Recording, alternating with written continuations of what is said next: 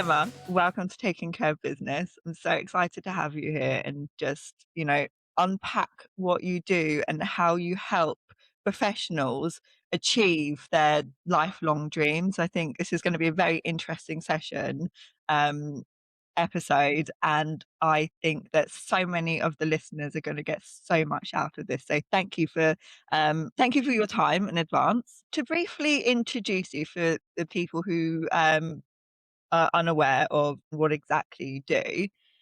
You are an experienced executive coach and former HR and L&D specialist with a background in financial services, spending over 10 years working in the financial service sector for the likes of Prudential, the Liberty Life Group, and JP Morgan Chase. You joined the executive coaching consultancy in February 2004, which is 22 years ago now. Um, and in that time, you have supported leaders and high potential professionals through career transitions and leadership growth. You have worked extensively with individuals across a wide range of roles, levels, organizations, and sectors to help them optimize their performance and maximize their potential. Wow, that's incredible. I think that's all correct, Stephanie. You seriously change people's lives, and I can only imagine really take the weight of the world off their shoulders by helping them have like a clear direction of what needs to be done in order to achieve their goals and really, their potential, as I just mentioned. So I think that's really cool, to be honest. Well, I think I can't take all of the credit for that. I think it's very much working in partnership with people. As a coach, I don't have the answers. I never think I do, but it's about unlocking some of those answers for people and just giving them the time, the space, asking the right questions to really enable them to have that clarity. So let's get into it. Let's really find out exactly what you do and how you help people. So, my first question, from your work with high potential professionals stepping into more senior roles, what patterns do you see repeatedly? So, I mean, I think one of the things that people need to do when they are stepping into a more senior role, and I guess there is a difference between doing this within an organization or doing it within a new organization. And so I might sort of touch on both of those things. But I think actually in some ways it's tougher to do this within your organization because in some respects you have to reinvent yourself. I often see this with some of the lawyers that I've coached over the years, where they joined as a trainee, right? And they suddenly become a senior associate or even partner. And it's kind of how do they ensure that people perceive them differently now that they're in this different role. And I think it's also just this recognition that we all have to go through that, when we do get into a more senior place, realizing that what got us to this point isn't necessarily what's going to help us to continue to develop, and we have to kind of change things up in some way. And I think some of that comes from being really clear about who your stakeholders are. Who are the people that are going to have influence about what it is that you can achieve, and what's their vision for this role and what you need to do. And so I think for me, the biggest transition I think people have to go through becoming more senior is actually doing less doing and doing more listening. And I think that particularly applies when you're moving into a new organization. I think the temptation can be, I've got to hit the ground running, right? I've got to achieve everything in my first 90 days. And actually, when you're arriving into a new culture, into a new organization and a new system, you need to spend time figuring it out. And I always say to people, you have this window of opportunity to ask all of those ridiculous questions. You can almost play devil's advocate with it and just kind of be, plead ignorance, but you can ask some really interesting questions at that point. And, through really listening and being curious about the organization you're now in, actually, you can set yourself up for success, I think. I think that that's a really interesting point. I mean, I've just started at a global law firm as a trainee, and I suppose now is the time to ask all of the questions. Um, and I feel like I have got some life experience behind me and am confident enough to think like, I don't think this is a stupid question. And even if it is, I'm going to ask it anyway. Um, so I can really see how that is really beneficial, even from like such a junior point of view.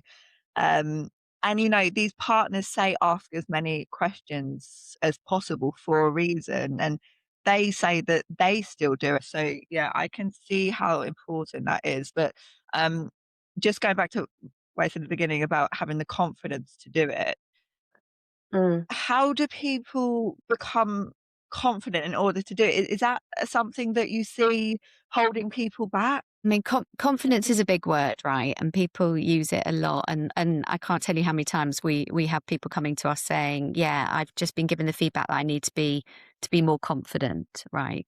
And you really need to drill down as to what that actually means for the individual, Yeah, in front of you. And I think everyone is different when it comes to kind of confidence. But I think your example is a brilliant one, Stephanie, because I would imagine having worked previously prior to becoming a trainee at your firm, you've had that kind of life experience and, you can kind of hold yourself well. We've just met, but I can already, kind of tell that.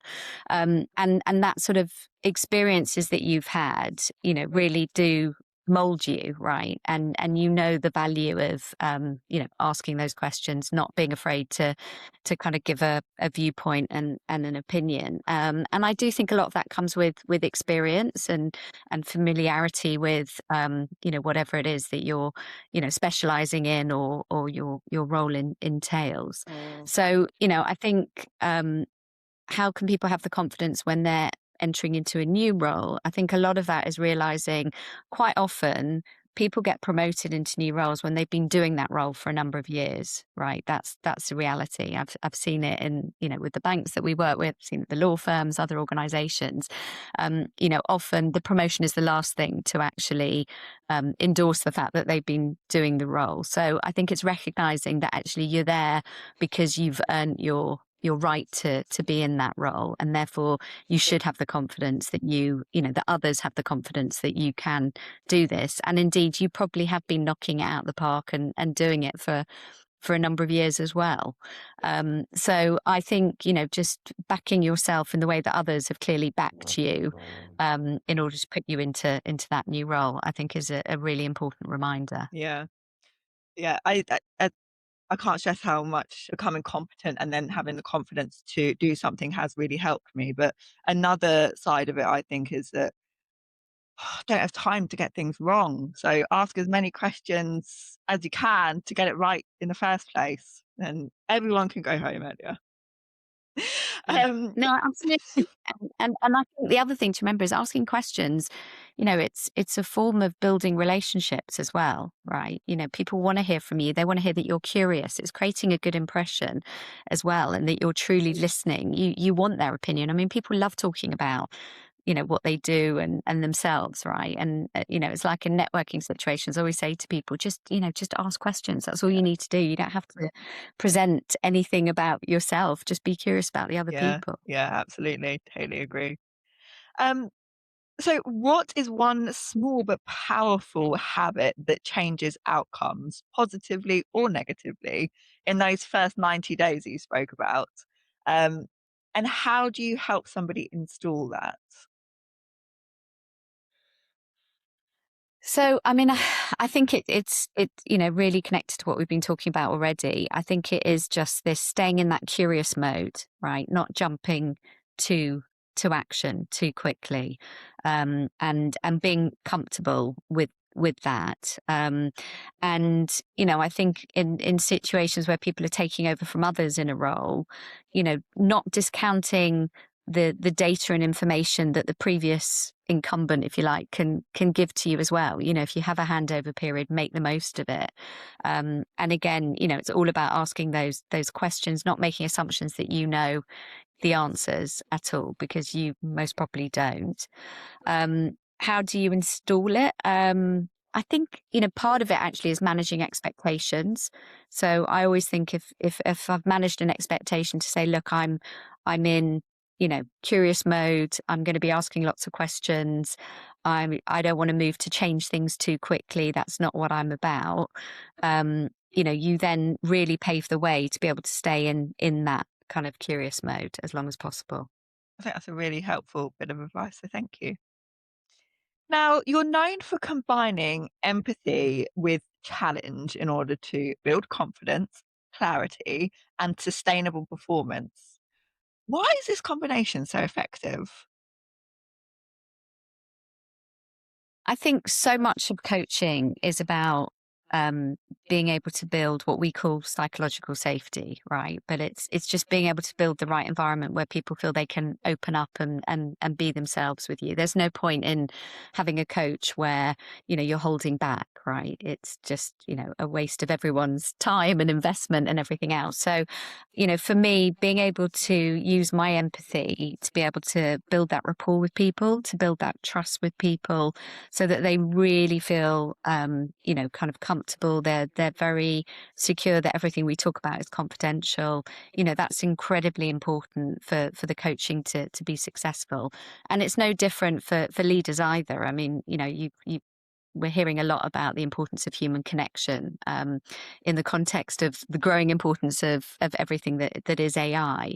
But I think we are human beings and we crave that human contact. So really being able to create that human connection, build those relationships, build that trust is critical to then go and do the work that we need to do. And for me, the people that come to coaching, they want to be challenged, right? They don't want to just a comfortable conversation with their coach. They want to feel that their thinking's being stretched, that they, are being asked questions they haven't thought of previously. And in order to take people to almost the edge of their discomfort in some ways, you need to have that strong relationship there in the first place. If you challenge too quickly, if you go into when that trust isn't there, as you know, with any situation, right, it's not going to be a positive outcome. Yeah, I can really see how you need all of those aspects now.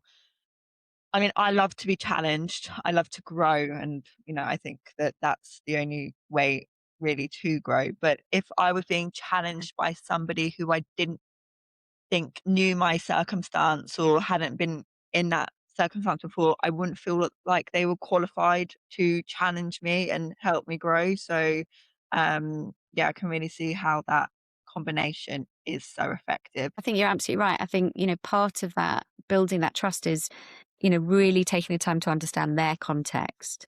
And for me, it's not just about understanding their professional context, it's everything that goes around that, all of the different, if you like, systems that they belong to, really truly getting to know that person is so important. So, when the goal is leadership growth, say senior associate working towards partnership, what early indicators tell you the change is genuinely sticking? We often, we'll talk about something in a session, then someone, I'm quite action orientated. I like to sort of end a session with what are you going to do differently as a result of, what we've been talking about today. And normally there's a commitment to action at that point. And for me, the first thing I do when I see them again is check in about that action. Have they gone away and done something different based on the previous conversation that we've had? And that could be a recent client interaction. It could be, a relationship issue that they're dealing with. Just something where they're working on themselves. And then it's really interesting if that hasn't happened. Then the question becomes why not? And then we get into what's getting in the way of them truly doing that. So, I think it's very much part and parcel of the process of coaching, is to get them to some action and to be continuously reviewing whether those actions are taking place. And, if they're going well, then great. What does that mean next? And if they're not, what are the blockers for that? What are the typical blockers? Is there one thing that people should look out for? Often people use the excuse of time. I didn't have enough time. I was too busy, work got too busy, didn't have enough time to do X, Y, and Z. I think we often deprioritize ourselves. And so I think that definitely can get in the way of people doing, the development work that they want to do and have said they're going to do.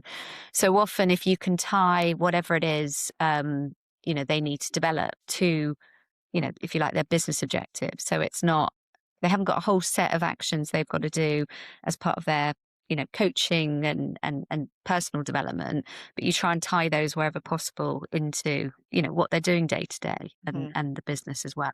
Yeah.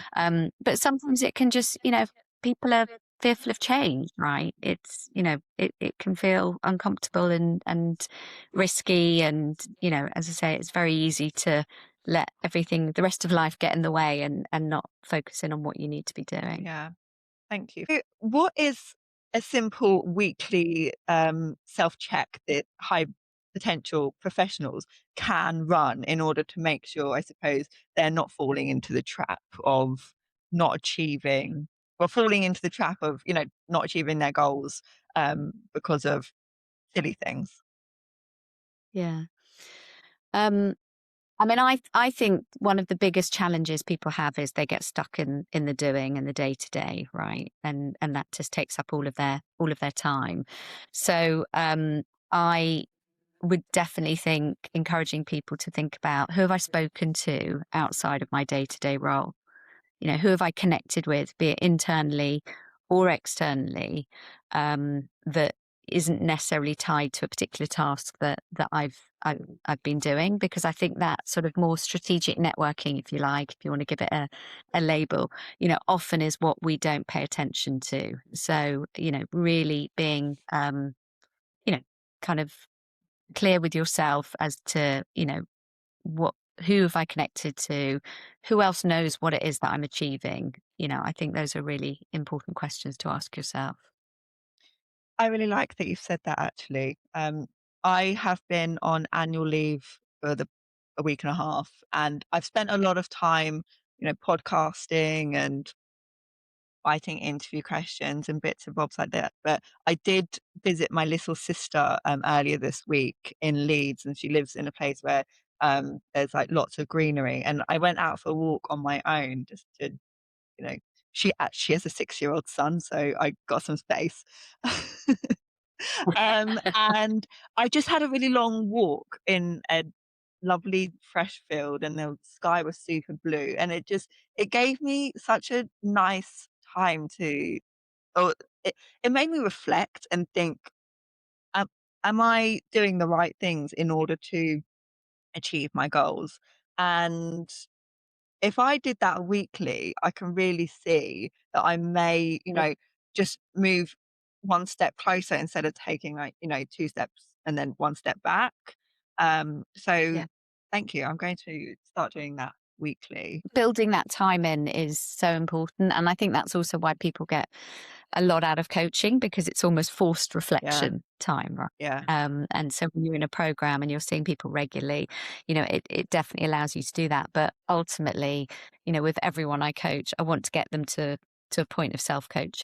And that's exactly what you're talking about, which I think is brilliant. In high pressure environments such as law and Mm. financial services, what do exceptional leaders do differently under pressure? So I was thinking about this, and I was thinking about, is anything different in high pressured environments than, just generally? I mean, I think, look, let's face it, I think most leaders are working in high pressure environments. There is such a focus on performance and revenue and growth.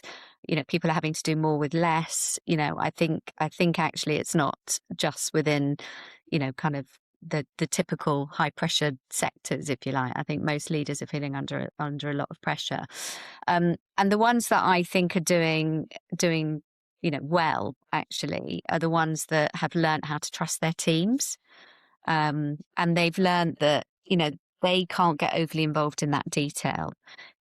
They really need to be able to have that trust, to have built those relationships, that human connection we were talking about earlier, so that they truly feel that they can lead without having to be all over everything, and also recognize that they won't have all the answers. And I think that, is something that, again, as you get more experienced, and move away almost from some of that sort of detail, you realize that you do need to seek those answers from other people as well.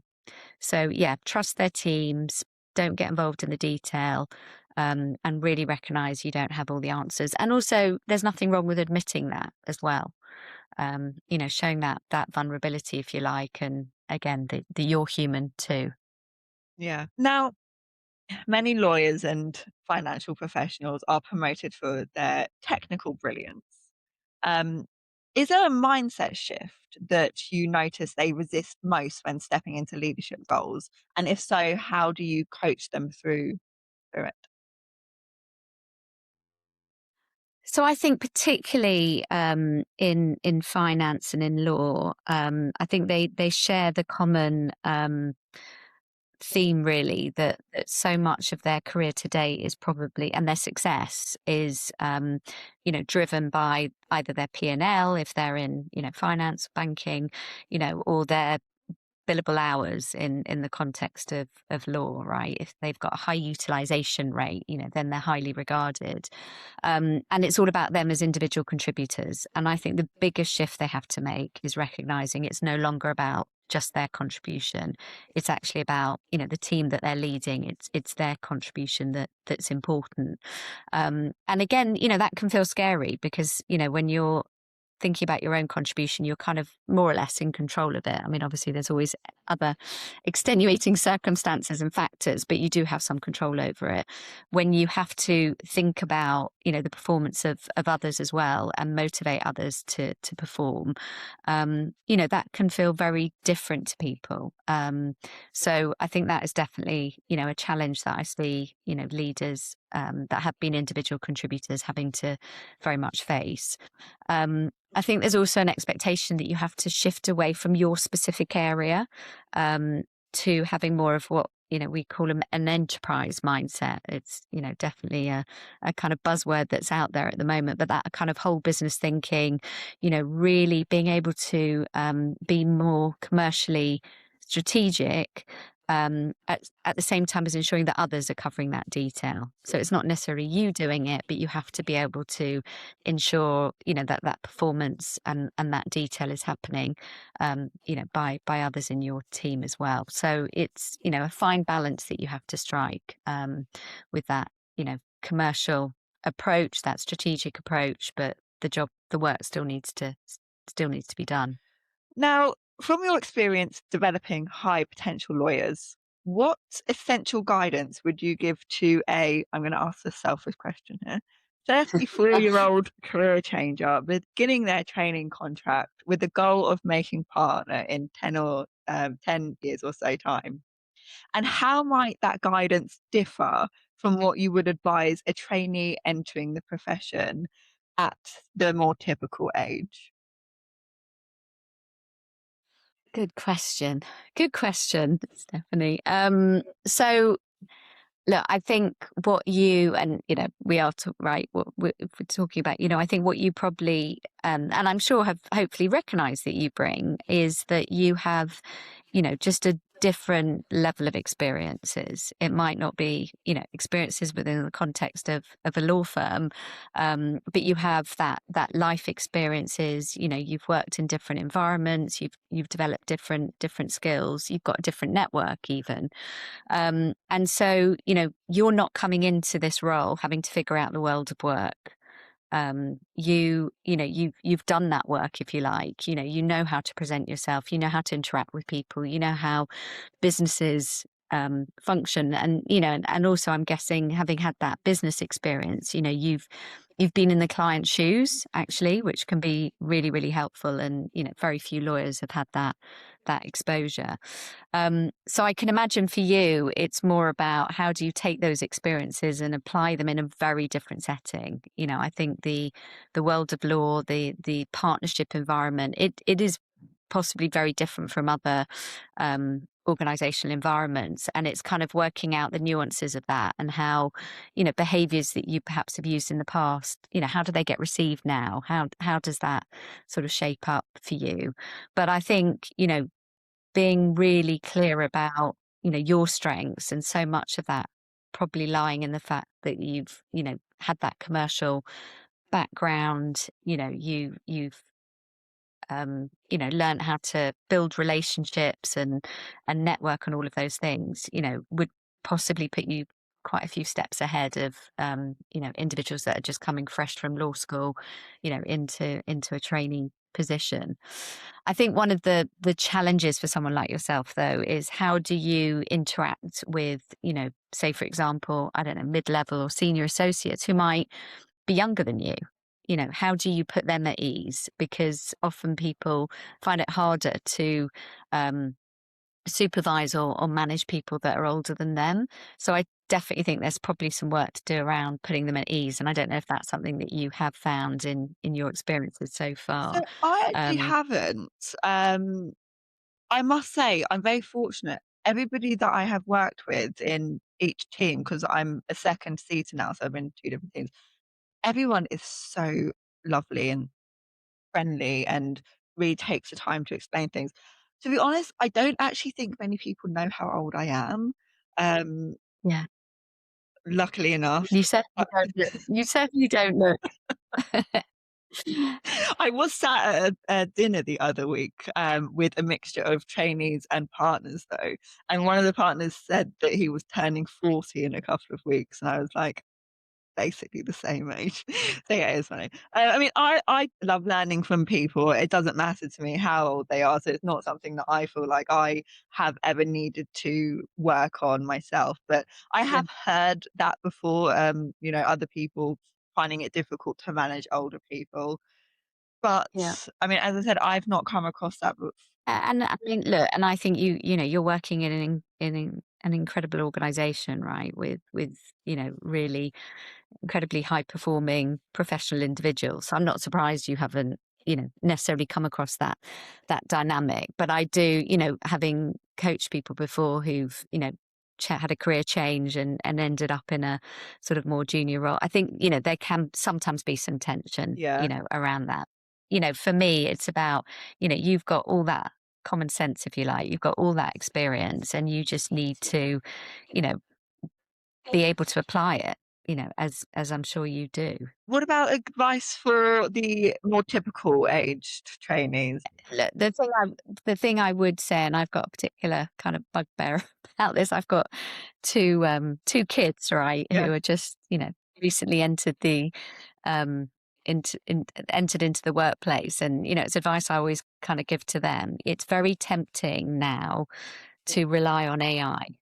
Right. I see it, with kind of the younger people, working generally, that, there can be a real temptation of I'll just use Copilot, or I'll just use whatever your internal system is to help me draft this email. And that really, really worries me, because I think, you need to develop those skills. It yeah. sounds, you've done a degree, you've probably done your you know, law exams as well. Of course you can write.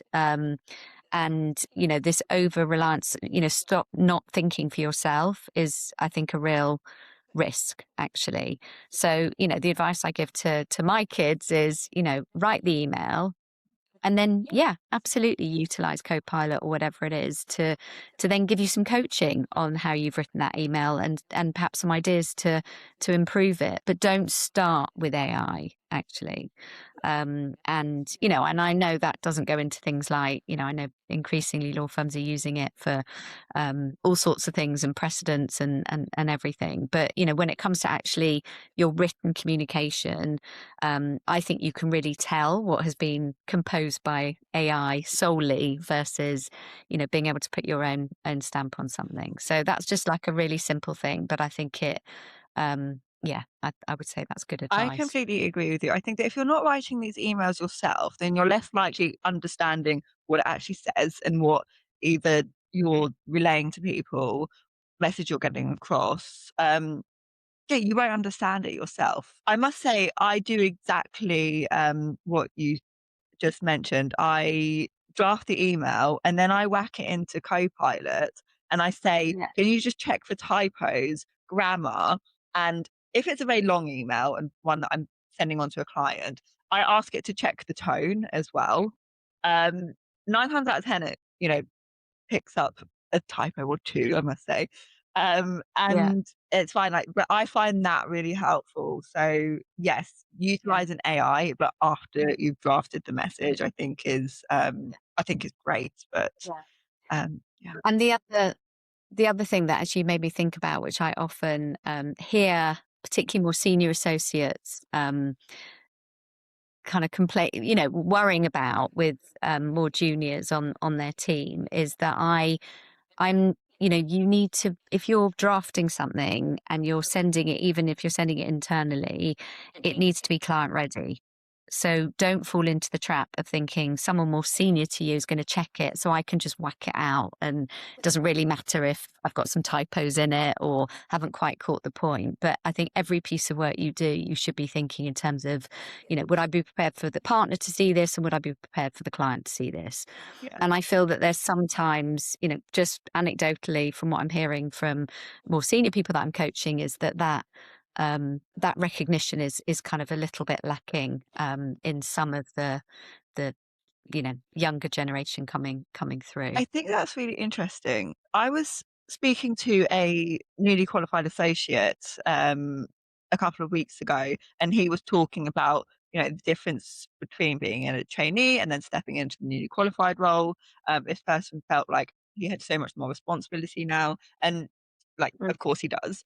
Um, and he mentioned what you have just said about trainees thinking somebody else is going to check this, so it doesn't Mm. really matter if I get it wrong. I don't personally have that mindset, just because my reputation means so much to me.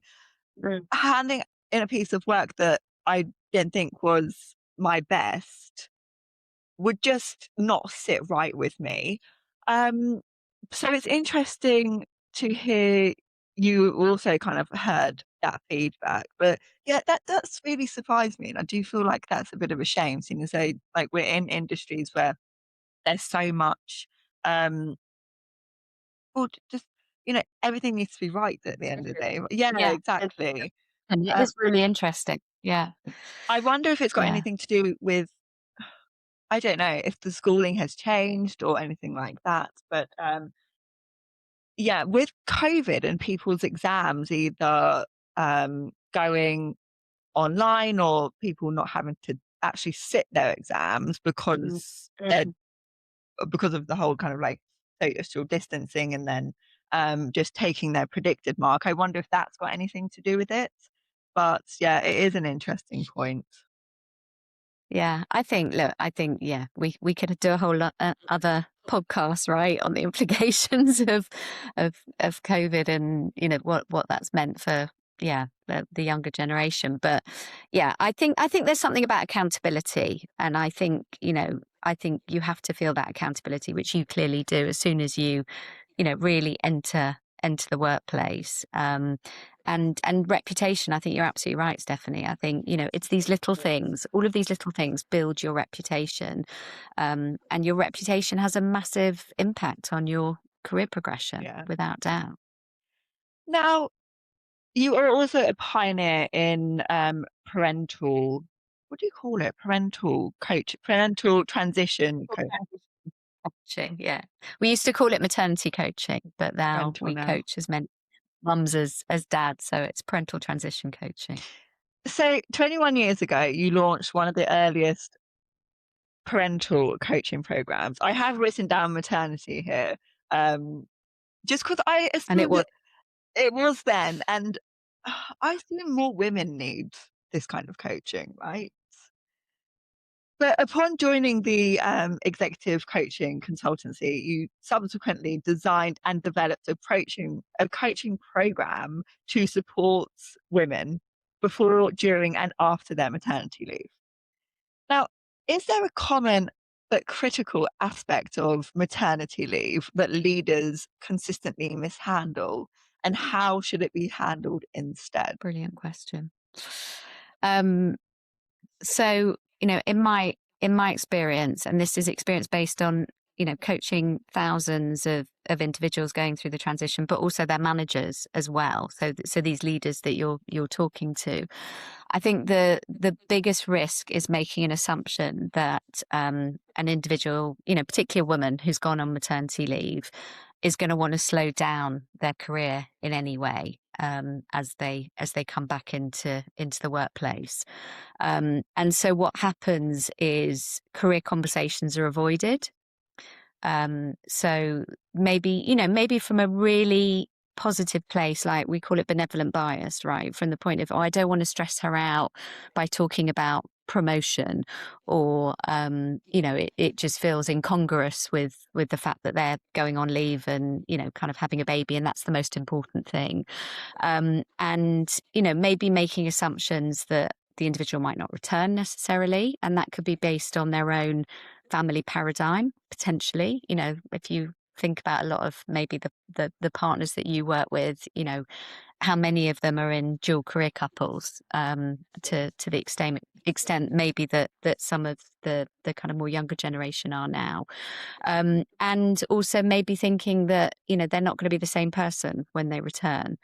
And in my experience, having a baby, yes, it's a massive life-changing event, right? It's the most significant, I think, personal and professional change you can go through. But it doesn't change your character. It doesn't change your purpose necessarily.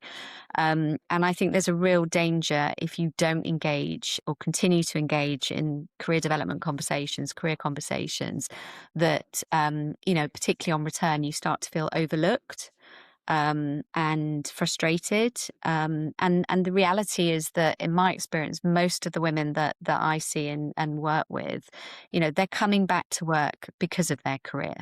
Right. They want to re-engage in their career.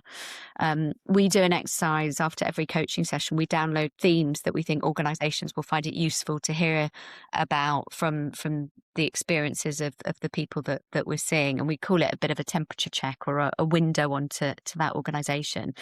And I think pretty much in every single one of our clients, career development comes up as the main theme that these individuals want to talk to in their coaching sessions. And when I first developed the idea of maternity coaching, which you're right, was actually, 22 years ago, I thought it was all about retention, because I'd seen some amazing individuals leave the organization, not because they wanted to be a stay-at-home parent, but just because it was so difficult to kind of navigate the transition in their particular environment. Over time, I increasingly think, yes, of course it is about retention, but it's also about re-engagement. And it's about helping them to re-engage in their careers. And part of the reason why the coaching needs to do that is because leaders might not be engaging in the same way with them about those career conversations. So, what would be your checklist for women who are returning from maternity leave and aspiring to become partner? And also for those women who are already partners, but navigating maternity leave? So I'll try and keep this as succinct as possible, because this list could be quite long. But in terms of, those that are coming back and they're aspiring to be partner, so they're not at that partner point yet, because I think it is a build, actually. So I think the number one thing is they need to figure out co-parenting if they're in a couple. And if they're not in a couple, then, they need to figure out their support system. So, it's things like, who else has the nursery number? That it's not all on, are you carrying all of the mental load? Are you the one doing all the pickups and drop-offs, and, having a contingency plan in place? So, some of the logistical pieces that enable you to come back to work and be able to focus on work to the extent that you need to. The other thing I would mention is similar to what we were talking about earlier about high potentials and what do you need to pay attention to, but I think it is about thinking about your strategic network. Who do you need to be connecting in with internally and externally? The temptation when you come back from maternity leave, not even just the temptation, but the constraints you're under, you kind of feel like you've just got to keep your head down and just, keep doing the job. And I remember feeling like this after my first maternity leave and thinking, I've just got to get through the week. And I completely didn't think about my wider network actually. But creating time and space for that, I think is really important. And I guess related to that is really thinking, if you're getting involved in non-chargeable work, be strategic about what you're getting involved in as well. Make sure that, whatever it is that you're doing, if it's business development, if it's, I don't know, mentoring or whatever it is, that it's adding to your reputation, with this partnership in mind. I think there's also something about managing your boundaries well, which can be work in progress for many people, myself included. But it's being clear about what those boundaries are, but also having that balance of being able to show some flexibility and still, really display that commitment that you have to your career and to the organization. So, maybe one of your boundaries is you have to leave at 5 in order to do, kind of nursery pickup or whatever it else is. But then maybe you have to have the flexibility that if something is urgent and needs doing, you will log on later in the day. And that's not that I'm advocating people working all hours at all, but I'm sure, those that don't have other responsibilities also have to do that. So, making sure you can try and build in some of that flexibility. And then I think it's about figuring out your strengths and making sure that you're playing to them. So when you have less time available, we call it a less elastic day because of the kind of caring responsibilities you have. You need to really figure out, how you make the most of your time and figuring out what makes you stand out. And that could be, a particular niche area of the law that you're that you're really clued up in and that people come to you for advice about. It might be a brilliant client relationship that you have that's really important to the firm. But thinking about your strengths and then thinking about how you can stand out, I think is very important. I think that's absolute solid advice. My sister has just given birth to her first child, and she is almost 2 years qualified. So she'll be, I'm sure, tuning and rewinding this part back over and over again. But what you were talking about just a second ago about, going home and or leaving the office to go do pickup and then logging back on. I think that firms have become much more open to that kind of stuff now with work-life balance. Um, Yeah. from my experience anyway, people are super flexible, and I think that is obviously a massive help. I mean, even for me, I mean, I don't have any children, I'm a trainee. I often this will sound really funny to people who aren't involved in law, but I often leave the office at 5 o'clock and then go home and have something to eat and then log back on again. And for me, like, going home and having something nice to eat is so important. Um, Yeah. and people are fine with that. Think it's one of the real advantages that we've had since COVID, since home working, hybrid working. I see it with my husband's a lawyer, and prior to COVID, he'd never get home before 8:30, sometimes 9 o'clock at night on a good week.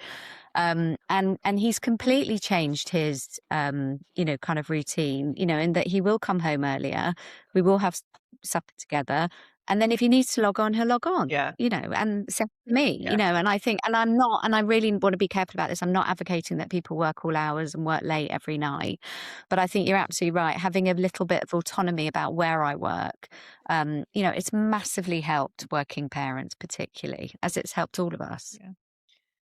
Um, Yeah. and you're talking about a less elastic day.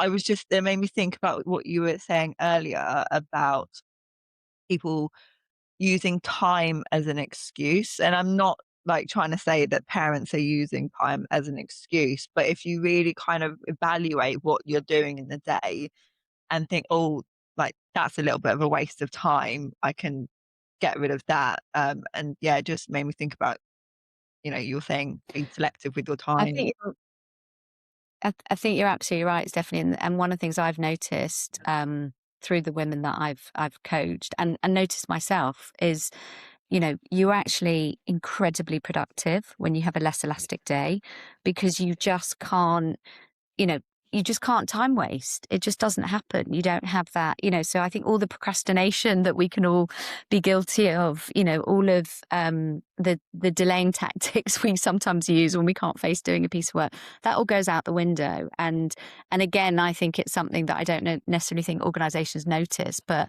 have a look at the productivity of, those people that do have constraints on them, because I guarantee you it's going to be really, really high Yeah. comparative. So Emma, what is your most favorite way to set a boundary? An elegant way to say no. I know, yeah. One of my favorites is to say, I'm not sure I have capacity right now to do this justice. I think is quite a good way of handling it. You don't need to go into why you might not have capacity to do it justice. And I always say to people that they should be making as much assumptions that you're working on another matter as I've got to get home and do bath time. So I think that's quite a good one. The other one is I'm really happy to help, but I'm already committed at this time. So is it possible to do it later? I love those because it kind of goes back to reputation, doesn't it? You don't want to do it because you can't do it justice. And that, for me, if somebody said that to me, I would think, when they do have time to do it, I know that they're going to be putting all of their time and effort into it. And I love that. What Yeah. is a book, practice, or question that has been really helpful lately? The one TED Talk / article that I feel like I'm recommending to so many of my coachees at the moment is Hermione Ibarra's Authenticity Paradox. And it's based on the concept of what got you here won't get you there. And it's a brilliant insight into just thinking about authenticity, which is so important to so many of us, but that shouldn't stand in the way of growth. So that would be my I will most link that helpful in the one. show notes to this episode, so whoever wants to check that out can. And Yeah. finally, the name of this show is Taking Care of Business.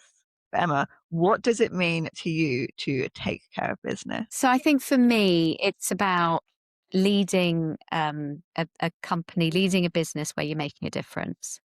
That you are building something that is fair, that is sustainable, where people can thrive. And it really goes back to some of what we were talking about before, actually, in terms of for me, you don't normally associate the word caring with business, or take care with business, but I think this is one of the paradoxes that we need to hold as leaders, in that, yes, we need to ensure high performance, we need to ensure that we're building successful businesses, but at the same time we need to make sure that we're connecting as humans and we're providing that compassion for the people that work with us. I love that. And on that note, I just want to say thank you for, spending the time, um, giving so much advice and helping people take care of their business. Because without people like you, as I mentioned at the beginning of the episode, making such a clear path for people to go down and ask themselves these questions, because if you don't know the right questions to ask, how are you meant to really answer them? And I just think it's an incredible thing that you're doing by helping people achieve their goals and all their ambitions, and um, doing it with such like a warm and friendly um, nature about you. So yeah, thank you. No, thank you. Thank you for having me, Stephanie. And I have so many questions that I want to ask you that I think I'm going to have to arrange a coffee with I you love so that that. I can uh, understand more about everything that you're up to as well. Would be brilliant. I will be there. And thank you to everybody for tuning in to another episode of Taking Care of Business. And we'll see you back again here next time.